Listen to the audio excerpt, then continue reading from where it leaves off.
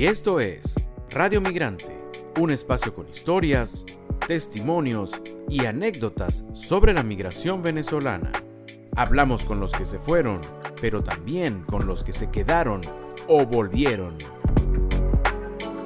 Y hoy en Radio Migrante vamos a conversar con Michael Hernández, un ingeniero mecánico oriundo del Tigre en el estado Anzoátegui y quien en la actualidad reside en Islandia, un país nórdico. Escucharemos su testimonio, su historia migratoria. Esto es Radio Migrante.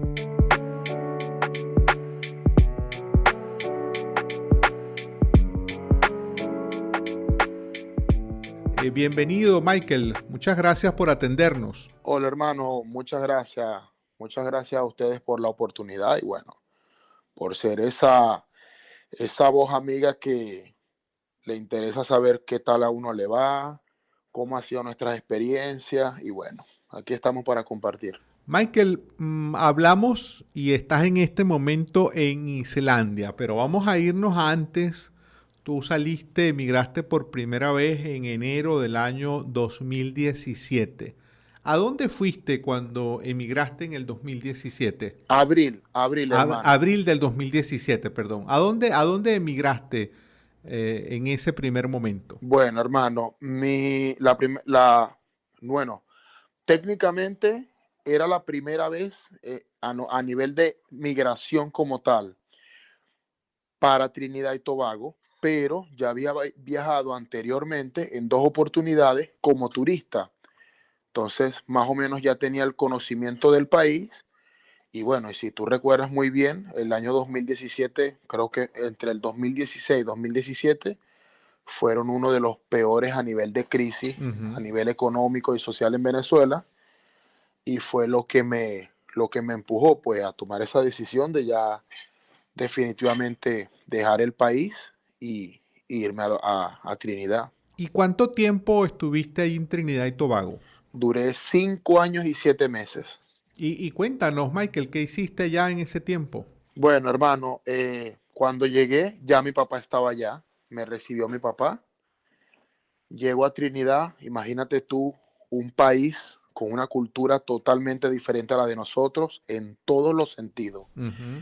Teniendo en cuenta que se habla solamente inglés, ya está la primera barrera, que es el idioma. Segundo, son personas un poco fuertes en respecto a recibir gente nueva. No estaban, en ese tiempo no estaban tan abiertos a recibir tantos inmigrantes, tantas personas que hablen un idioma diferente al de ellos.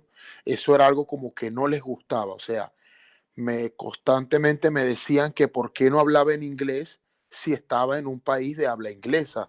Y yo les explicaba en lo poco que sabía que no podía porque solamente hablaba español. Entonces me preguntaban que qué yo hacía allí, que por qué me fui para allá.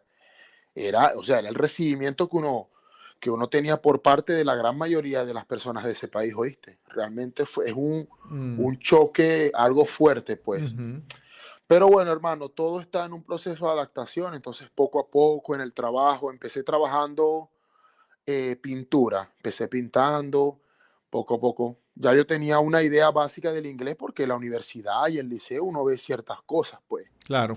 Entonces, poco a poco empecé pintando, luego de pintando fui haciendo drywall, empastando un poquito aquí, empastando un poquito allá, poco a poco me fui soltando, porque te soy sincero, hermano, nunca había trabajado de eso. O sea, había hecho las veces de ayudante con uno que otro amigo en su casa, pero de ponerme a trabajar eso como tal no lo había hecho.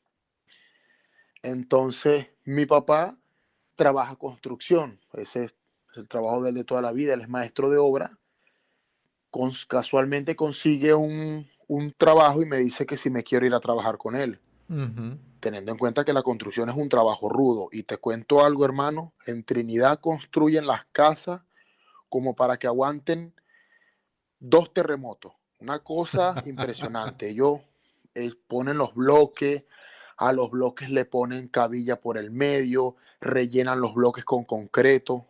O sea, es una cosa que la hacen bastante fuerte. Entonces, representa más trabajo para el ayudante. Ujú, Tienes que batir el cemento, tienes mm. que batir el concreto, tienes que pasar el bloque. Entonces, bueno, te podrás imaginar, hermano, el cambio tan drástico de la pintura y el drywall a la construcción. Claro, teniendo en cuenta que la paga era un poco más. Mm.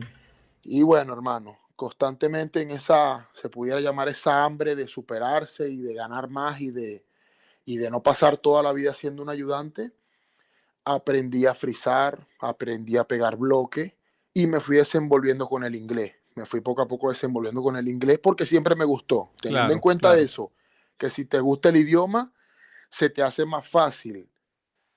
Conocí una persona nativa de Trinidad y Tobago, empezamos una relación y entonces eso fue lo que me ayudó a, como quien dice, soltar la lengua, porque te digo algo, ¿sabes muchas veces por qué la gente tiene miedo de aprender a hablar inglés? Ajá. Por la pena. A la Mm, gente le da claro. pena que se burlen de cómo pronuncian.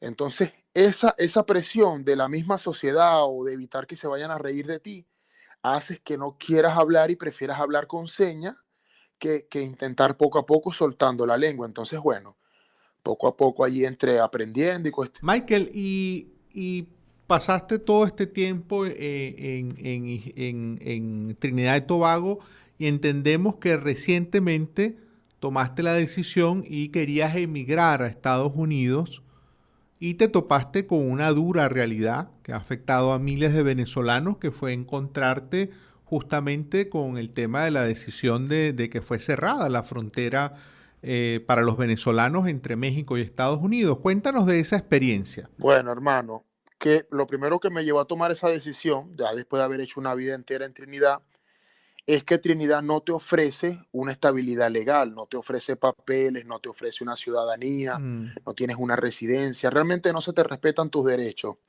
como, como inmigrante, no tienes derecho a la educación, no tienes muy pocos derechos. Derechos universales, ujú, allá no los tienes. ujú. Entonces es lo que me lleva a mí a tomar la decisión y aprovechar el auge que había de ir a los Estados Unidos. Yo dije, bueno, este es el momento que yo debo aprovechar, gracias a Dios, ya domino el inglés, tengo el conocimiento, vamos a emprender ese viaje. Me despido de toda mi familia como para abrir camino, siendo el primero. Me voy desde Trinidad a Venezuela, paso un mes en Venezuela con mi actual pareja para que ella compartiera con su familia y cuestión, que tenía tiempo que no la veía.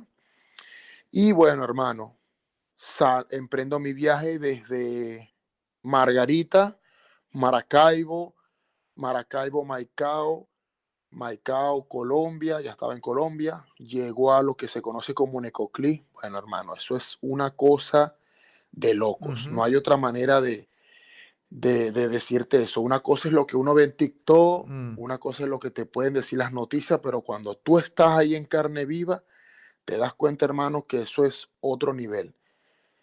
Bueno, partiendo desde que los niños, primero, o sea, no es nada más venezolanos lo que había allí. Ahí había venezolanos, dominicanos, africanos. Mira, había personas de Nepal. Estamos hablando desde el otro lado del mundo, Wow. desde Asia, donde está el monte Everest. Hay un país que se llama Nepal. Ajá.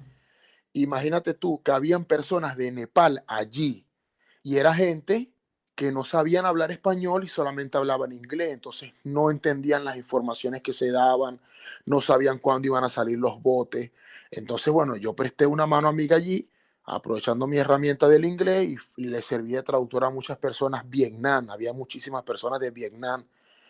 Aquello era, hermano, que eso es una persona, eso era, yo asumo que eso era un pueblo que no tenía vida o tenía una vida normal y cuando empezó este auge de inmigrantes, esa gente se puso, Ujú. mira, De la migración, claro. alquilaban el frente de su casa, alquilaban la sala, la gente dormía en cualquier lado y por supuesto se aprovechan los precios exageradísimos, hermano, la comida, cualquier cantidad de dinero tú pagas por los servicios más mínimos.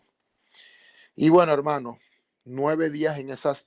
Michael, de ahí atravesaste, tú tuviste pues la experiencia dura, sin duda, de atravesar el Darién. Sí, 9 días, hermano, 9 días en esa selva donde tú ves de todo. Te voy a decir algo. Toda clase, social tú ves en ese Darién, desde las personas desde más alto nivel hasta el más bajo. No, la gente tiene una idea equivocada de que para allá solamente se van malandros, se van antisociales, nada de eso, hermano. Yo conocí médicos ahí pasando el Darién conmigo que no tienen la oportunidad de sacarse una visa Ujú. porque la cita de la visa en Bogotá le salía para dentro de 2 años y medio. Entonces ellos me decían a mí que yo voy a esperar 2 años y medio en Venezuela a que me salga una cita para ver si me aprueban o no me aprueban. Yo tengo que Ujú. buscar las maneras de irme. Ujú. Era el desespero lo que hablaba allí. Y bueno, hermano, 9 días en esa selva donde me tocó prácticamente todos los días los pasas mojados, brincando piedras, saltando para allá y teniendo en cuenta que mi resistencia física no era la mejor. Mm. Pero bueno, gracias a Dios logramos pasarla, mi esposa y yo.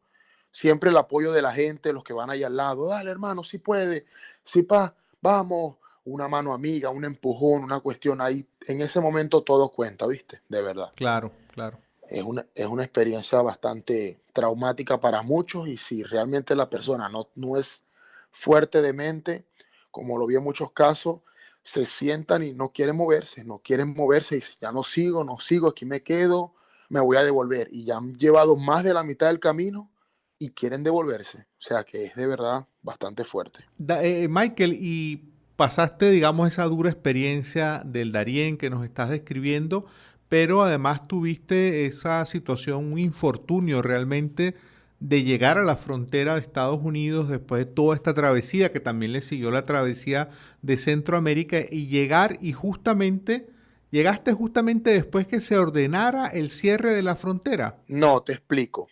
Él habla el 12 de octubre. El 12 de octubre yo estaba dentro de la selva, Ajá, pero por supuesto no hay señal. Yo no podía recibir ningún tipo de mensaje. Cuando claro. yo salgo de la selva, porque la selva tiene varios pasos. Tú sales de la selva, llegas a una comunidad indígena, luego de esa comunidad indígena, luego te mueven a la ONU, que es como decirte el campo de refugiados que tiene Panamá, Ujú. que recibe a todos los migrantes que vienen del Darién. Es allí donde yo pongo una línea panameña, pongo un plan de datos y el primer mensaje que me llega es Biden cerró la frontera, Wow, están devolviendo a todas las personas, wow. devuélvete. Mm. O sea, imagínate tú, luego que tú pasas 9 días en una selva donde muchas personas murieron, personas que tú conociste, empezando la travesía y más adelante te enteras de que se quedaron a mitad de camino porque no pudieron, un infarto, una cuestión. O sea, es algo bastante doloroso y que de repente el primer mensaje que te llegue sea de algún amigo familiar y lo que te diga es devuélvete. O sea, devolverse no era una opción. Mm. Ya estábamos allí. Ujú. Agarramos un autobús y seguimos hasta Costa Rica, porque no te puedes quedar en ningún lado de Panamá. El autobús te saca directamente hasta Costa Rica, o sea, te saca ya frontera con Costa Rica. Ujú. Nos quedamos en Costa Rica, duramos 5 días en Costa Rica en un hotel, organizando todo. ¿Por qué? Porque ya yo había averiguado sobre este país, este era mi plan B. Mm. O sea, yo hice como quien dice una migración planeada. Sí, porque yo sabía que eso en cualquier momento algo podía pasar. Entonces yo siempre tuve un plan B que era Islandia. ¿Ves?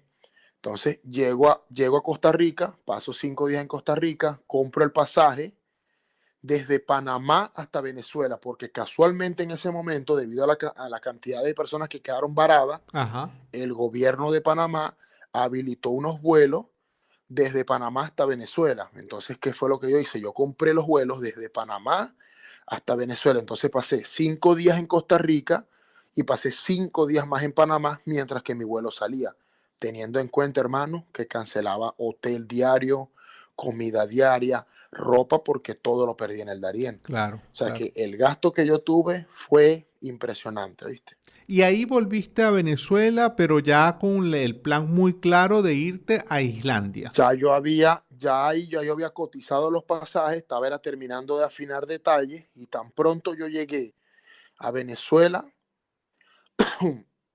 cancelé los pasajes hasta Islandia. Compré los pasajes de mi esposa y mío para acá, para Islandia, pero debía durar 6 días en Venezuela, en Caracas, mientras se me venía la fecha del pasaje.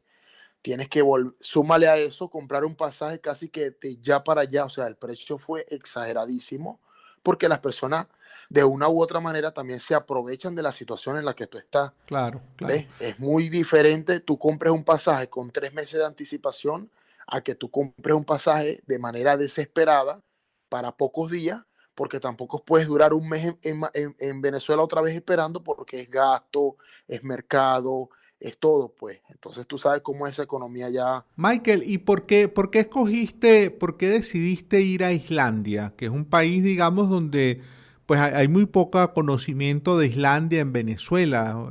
¿Por qué Islandia? Sí, ¿por qué Islandia, hermano? Porque si tú haces un estudio en general de los países que le prestan un apoyo a los venezolanos, por decirlo de alguna manera, que no sea Latinoamérica, por supuesto, lo que sería Europa, ya hay países que están congestionados, como decirte España, como decirte Portugal. Entonces, primero, debes esperar mucho tiempo para tener los papeles. Entonces, imagínate yo que ya vengo de pasar 5 años y pico en Trinidad sin papeles. Paso por el Darién, me devuelvo, no sé, o sea, yo realmente no estaba para ir a España o otro país que me pusiera a seguir esperando, que me obligara a tener que trabajar en lo que aquí en Europa se conoce como en negro, que es una cosa que es trabajar ilegal, donde las personas se aprovechan de ti, te Ujú. pagan lo que quieres, te ponen a trabajar un poco de hora. Entonces, ya a este nivel en el que yo estoy, por decirlo de alguna manera, ya yo no estaba para eso, ¿me entiendes? O sea, mi nivel de tolerancia para eso no lo estaba. Entonces yo traté de averiguar bien Ujú. y aquí hay un convenio de los países nórdicos. ¿Cuáles son los países nórdicos? Noruega, Finlandia, Dinamarca y Islandia. Tienen un convenio y Alemania también está en ese convenio. Es un convenio de asistir a las personas más necesitadas que están buscando refugio internacional y cuestión se pudiera decir, con un paquete que no tarda tanto en darte los papeles para darte a ti una oportunidad de trabajar y de tener Ujú. una residencia permanente acá. Y bueno, y teniendo una residencia de aquí, es una residencia en toda la Comunidad Europea, que puedo trabajar en cualquier lugar por la misma cuestión de la Comunidad Europea. ¿Ves? Michael, estamos hablando de esas facilidades, pero también es un país con un clima bastante marcado, pues en una situación, estábamos hablando ahora de que estás a 14 grados bajo cero en este momento. Sí, estamos a menos 13 grados bajo cero ahorita. Claro, es que es como todo. Todo tiene un pro y todo tiene un contra. Ujú.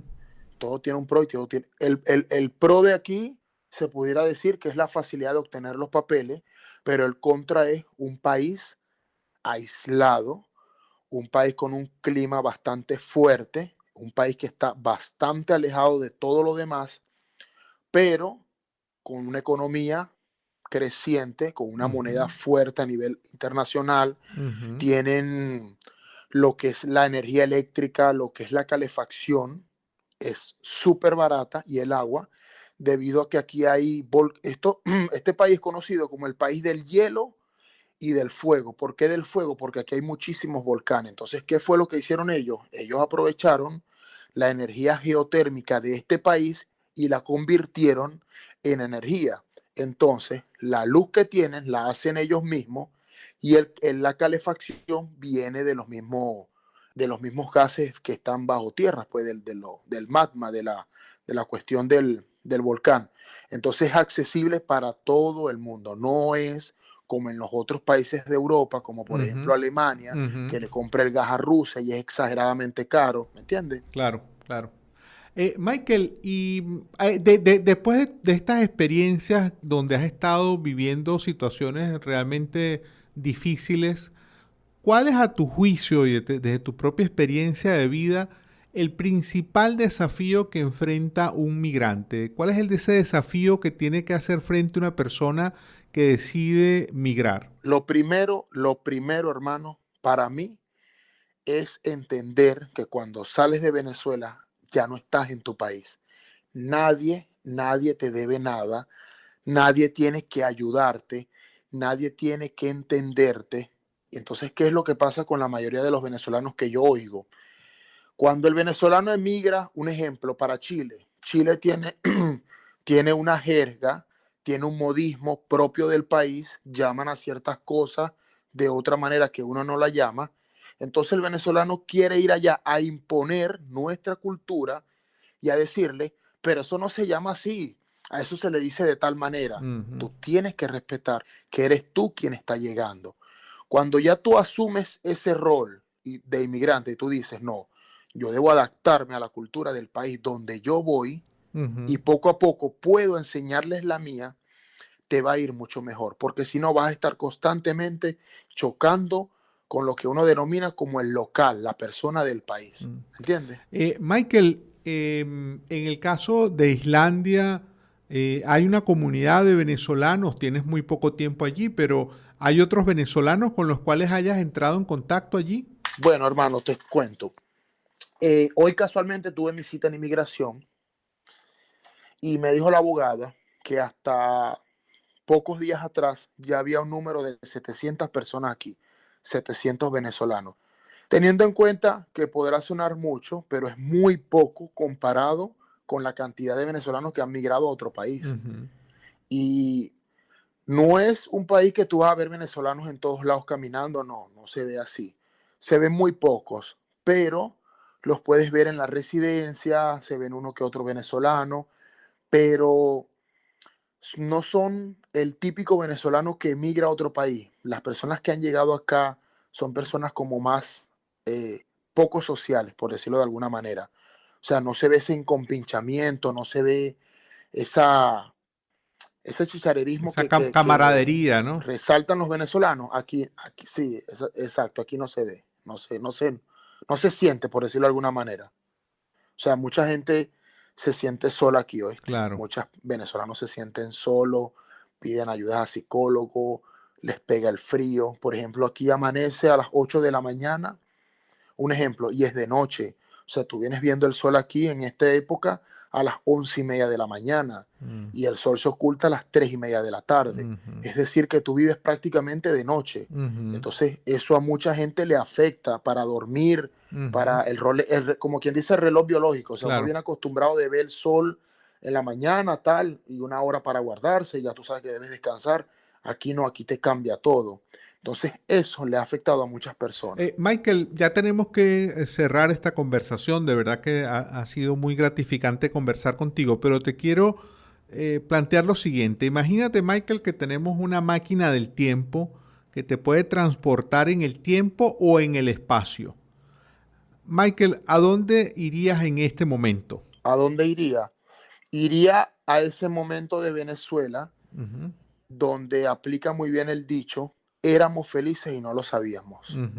Volvería a ese momento donde no nos preocupaba que no hubiera cierto producto o alguna carencia, simplemente éramos personas echadas para adelante, felices, compartíamos la familia.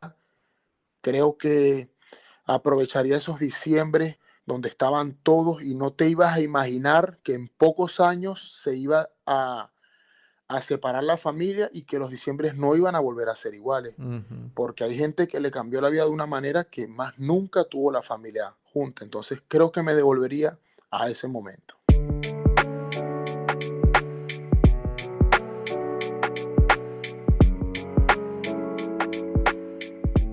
Y hoy en Radio Migrante hemos conversado con Michael Hernández, un venezolano oriundo del Tigre, del estado Anzoátegui, y quien en la actualidad reside en Islandia. Esta fue otra presentación de Radio Migrante. Nos puedes seguir tanto en Twitter como en Instagram. En estas redes sociales estamos como @Radio Piso Migrante.